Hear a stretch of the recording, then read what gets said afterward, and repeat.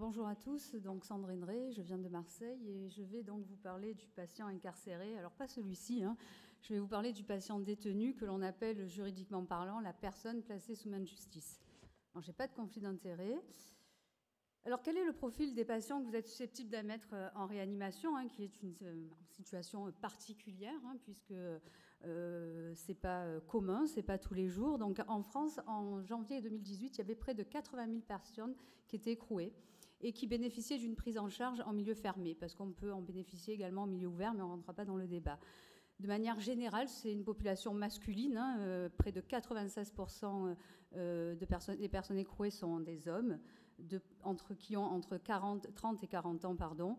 Et un élément intéressant, c'est que près de 30% d'entre eux ont un statut pénal de prévenu. Ça veut dire qu'ils bénéficient de la présomption d'innocence et que parmi les patients que vous allez peut-être prendre en charge, certains auront passé l'étape de l'écrou pour rien, parce qu'ils vont être jugés innocents. Et ça, c'est un paramètre important à prendre en compte dans ma présentation, qui est vraiment basé sur des éléments, un aspect plutôt éthique de la prise en charge et beaucoup moins clinique. Alors, est-ce que c'est un patient, est-ce que c'est un détenu? C'est une question qu'on nous pose très régulièrement.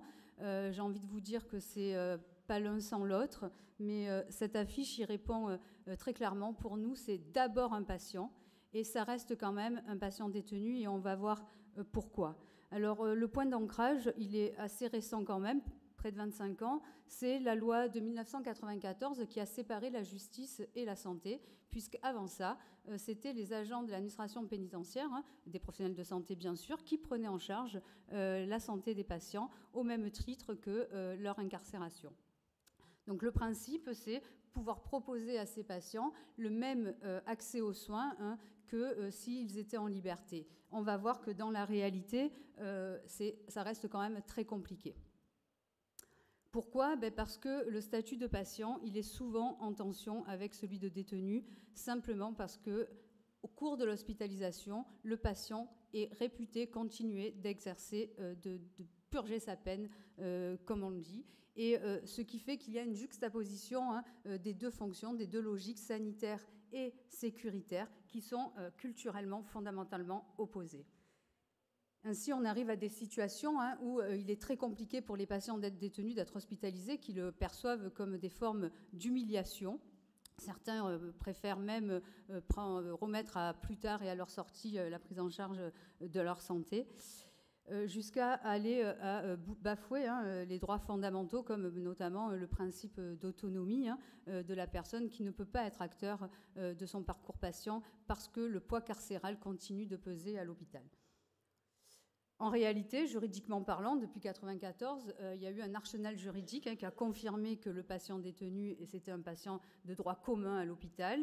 Néanmoins, c'est un patient qui continue d'exécuter sa peine et donc il n'a pas le droit d'aller et venir. Et c'est dans ce contexte-là précis que la logique pénitentiaire va composer avec nous lorsque l'on admet un patient dans nos services.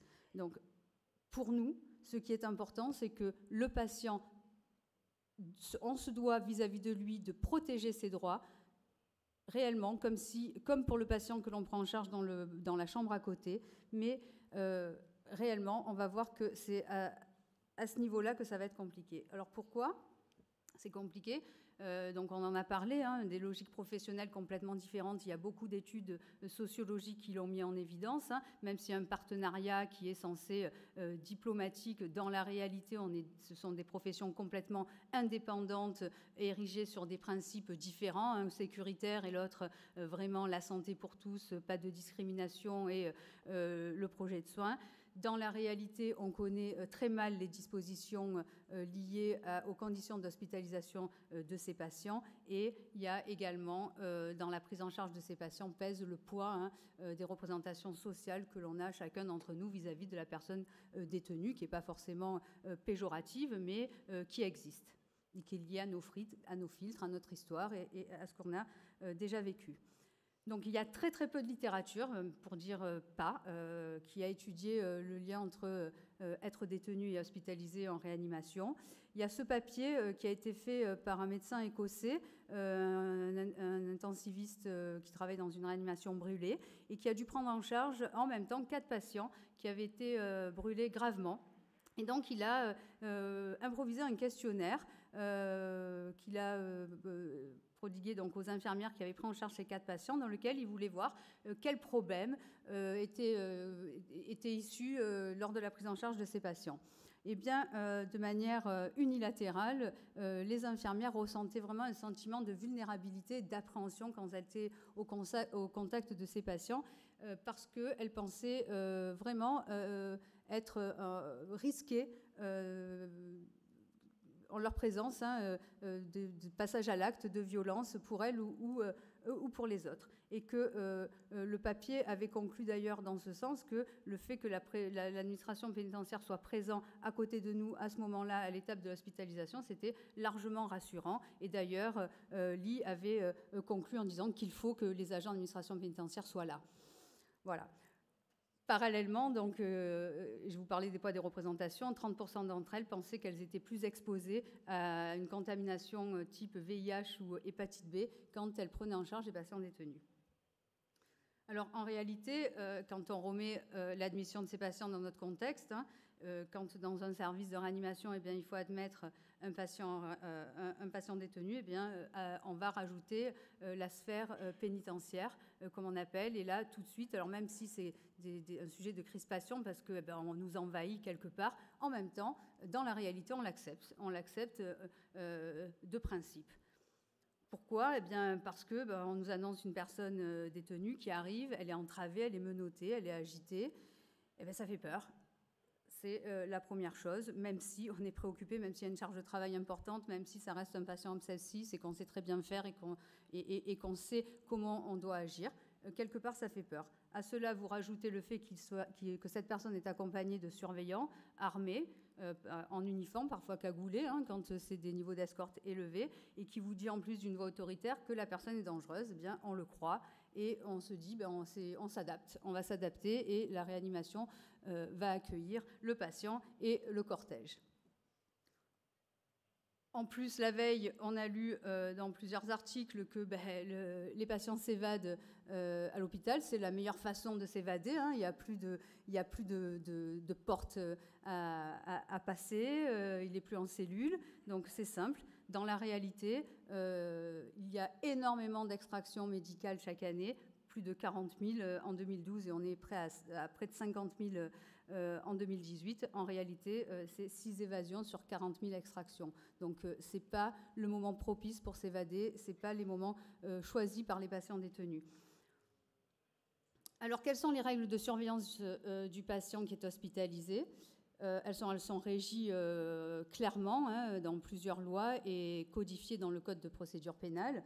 Donc, il y a des niveaux d'escorte, il faut le savoir, plusieurs niveaux d'escorte, 4, je crois.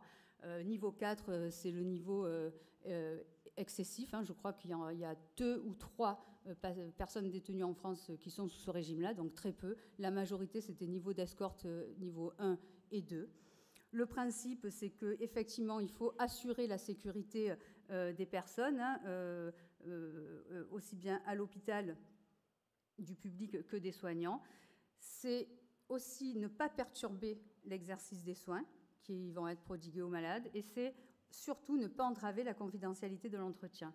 Donc, ce qu'il faut que vous sachiez, alors c'est très compliqué de mêler ces 3 sphères, mais dans la réalité, vous avez la possibilité de contester le dispositif directement avec le chef d'escorte, dont c'est la prérogative. Un patient qui est intubé, ventilé, curarisé, les menottes, la présence des agents devant la porte alors qu'on est dans un secteur complètement fermé avec une seule issue, une seule entrée, une seule sortie. Pourquoi les menottes ? Et pourquoi les agents devant la porte ?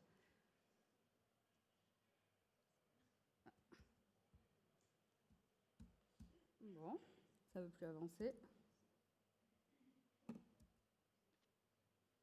Alors, ça nous ramène à la question du secret professionnel. Donc, comme tous les autres droits, pour nous, nous avons les mêmes devoirs que tous les autres patients du droit commun. Le secret professionnel s'impose à nous et nous ne pouvons pas partager les informations avec les agents de l'administration pénitentiaire, ni même un juge s'il n'y a pas d'ordre de référencement, nous demandant dans un contexte de procédure judiciaire très particulière. Donc la règle, il faut retenir, c'est que les visites, les soins, les examens médicaux se font hors présence de l'administration pénitentiaire ou de la police selon la catégorie d'escorte. Il y a la possibilité pour nous, si on pense être en danger, parce qu'il y a des situations qui sont réelles, hein, on peut demander à ce qu'un agent soit là et on peut faire en sorte d'examiner, et c'est surtout plutôt vraiment dans le cadre de l'urgence où l'examen n'est pas reportable et où les conditions ne peuvent pas se faire si les agents ne sont pas là. Mais là encore, c'est à notre demande et on doit le justifier et le motiver. Alors, cet avis qui a été rendu par la Commission de prévention des tortures du Conseil de l'Europe est intéressant parce qu'effectivement, il pointe du doigt le fait que, d'un point de vue déontologique, certaines de nos pratiques sont hautement contestables. Et ce qui est intéressant là-dedans, c'est qu'elles mettent en péril, elles ne favorisent pas la relation, la confiance dans la relation qu'on établit avec notre patient. Et là, c'est intéressant parce que de là peut se créer des points de crispation entre nous. Parce qu'une relation sans confiance, c'est une relation qui va vraiment nous mettre en difficulté.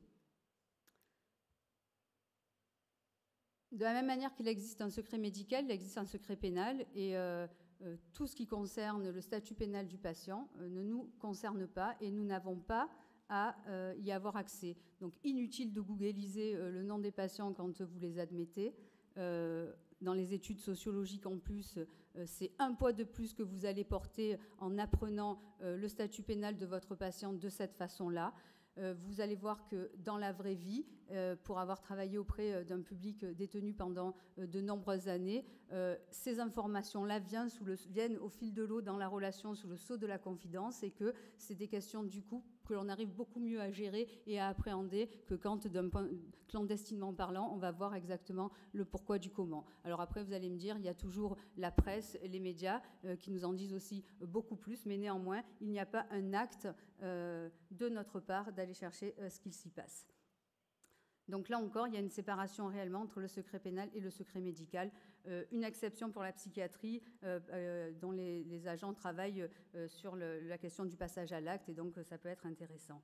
Le droit à l'information, eh bien, les patients ont droit à leur information également, et les familles. En réalité, c'est très compliqué. Les familles apprennent au moment où ils vont au parloir rendre visite à leur famille, à leurs proches, qu'il a été hospitalisé en réanimation parce qu'il a fait une tentative de suicide et que 3 jours après, alors que les soins sont bien avancés, que tout est fait, que tout est décidé, la famille débarque dans le service.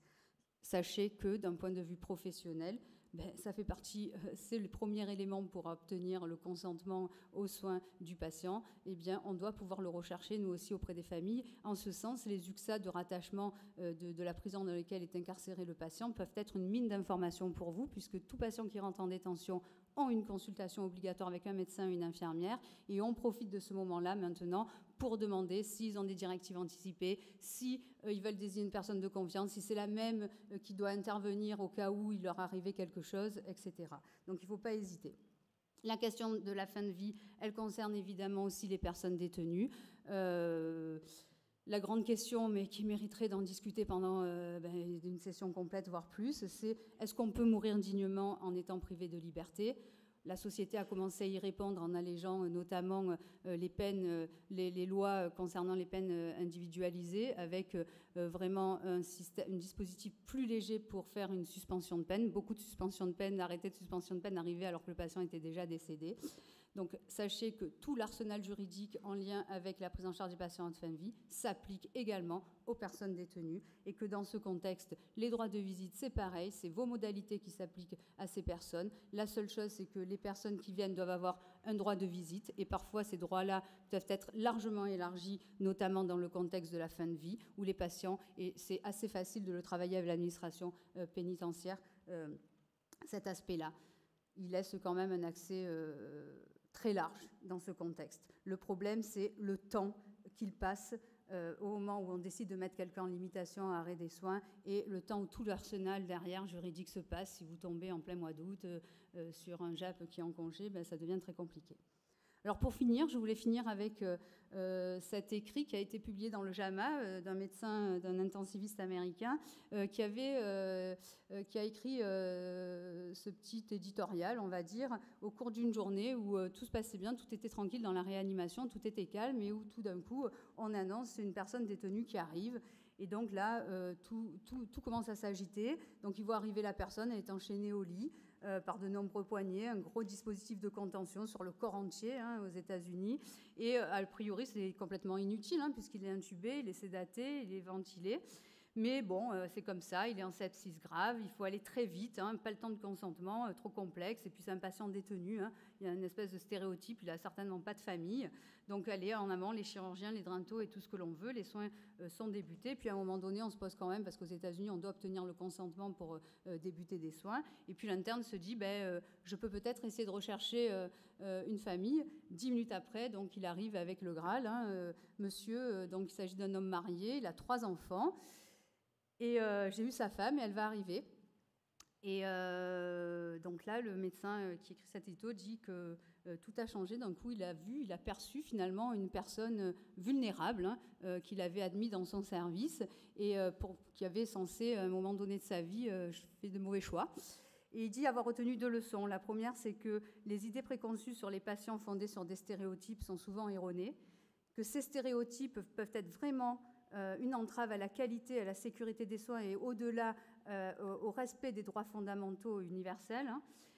Et il finit en disant, au sens allégorique du terme, que le patient n'était pas le seul prisonnier dans la chambre ce jour-là. Voilà, je vous remercie de votre attention.